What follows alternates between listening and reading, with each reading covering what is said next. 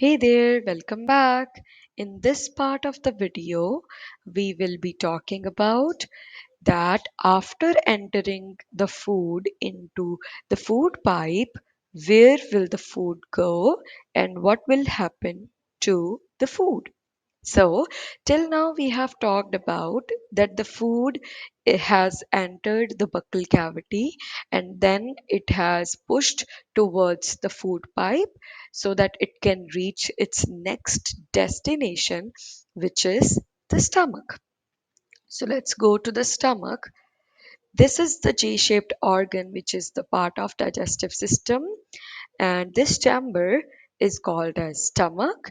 And this stomach, when the food enters into it, food will actually encounter with acids, some acids, and those juices, the stomach juices that has been secreted by stomach itself.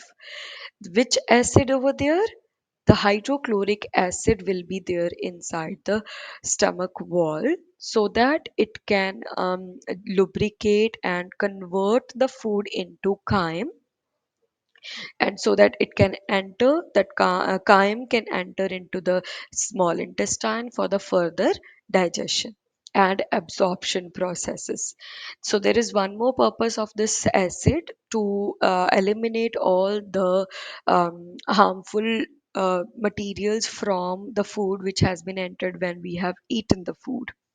So after stomach, there will the food will enter into the small intestine. This is the small intestine here. The food will enter here.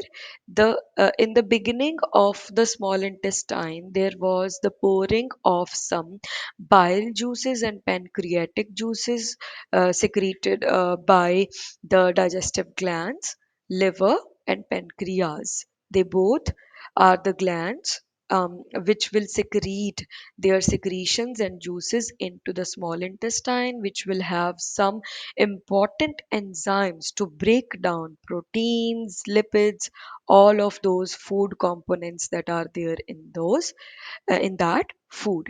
So now in small intestine, the digestion will be completed. The digestion process starts from mouth, but it completes in our small intestine. And then after that, what happens? The small intestine, after the digestion of food, that simple form of the food will then be transported towards the blood, because there is a blood supply in small intestine. So this small intestine will transfer and send the digested food into the blood so that blood can circulate in the whole parts of the body. Then there is the waste product which is remaining. Now what happens to that waste? That waste will be collected in the large intestine, and this is how it goes. This is the path which it follows to be collected here in the next part, which is the rectum.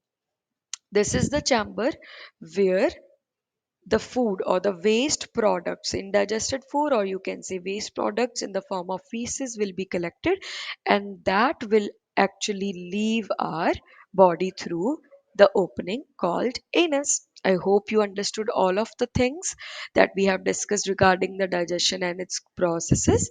Hope you enjoyed. Thank you so much. Bye bye. Take care.